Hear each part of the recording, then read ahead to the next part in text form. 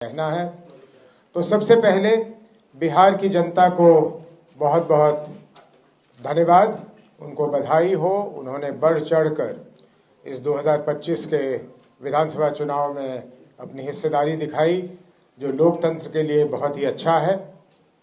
उसके बाद एनडीए को प्रचंड बहुमत पाने के लिए बहुत बहुत धन्यवाद और आने वाले दिनों के लिए उनको बहुत बहुत शुभकामनाएं।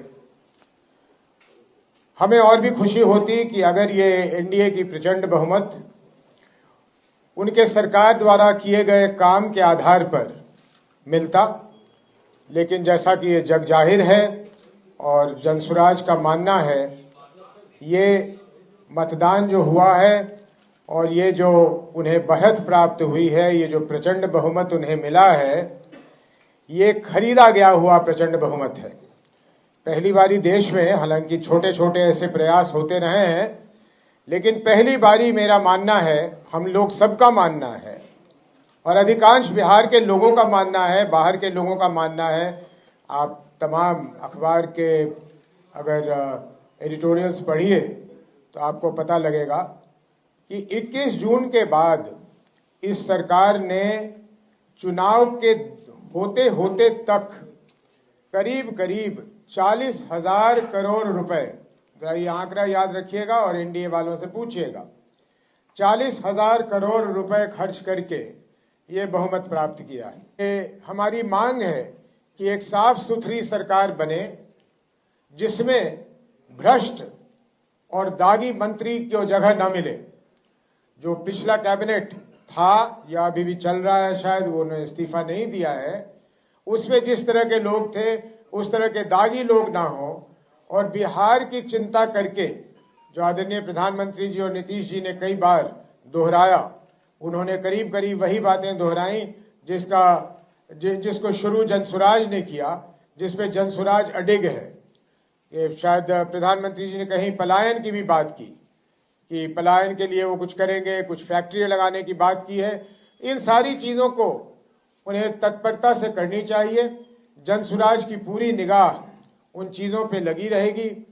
जहां तक जनसुराज का सवाल है, जिस संकल्प के साथ, जिस दृढ़ता के साथ हम शुरू हुए थे 1 साल 1 महीने पहले एक पार्टी के रूप में, वो दृढ़ता, वो संकल्प बिहार के लोगों को उसी तरह दिखेगा, बिना किसी परिवर्तन के।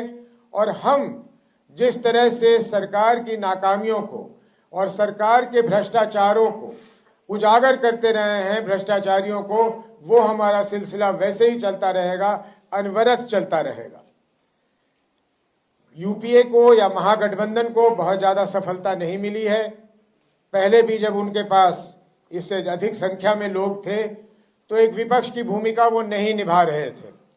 इसलिए जनसुराज का ये मानना है कि हमें हालांकि विधानसभा में बैठने की जगह नहीं मिली, लेकिन फिर भी बिहार में एक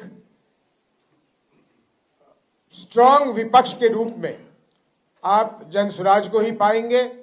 सरकार के हर कदम को बड़े बारीकी से हम लोग देखेंगे, उसका विश्लेषण करेंगे।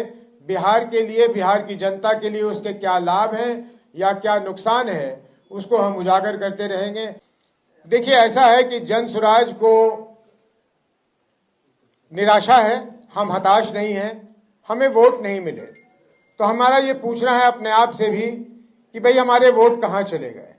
तो वोट यहां चले गए कि राजद के न आने के डर से हमारे जो वोट थे वो पिछले आखिरी के 2-3 दिनों में एनडीए की तरफ चले गए और इस कारण हमारे वोट हर जगह पे आपको बहुत ही कम दिखेंगे।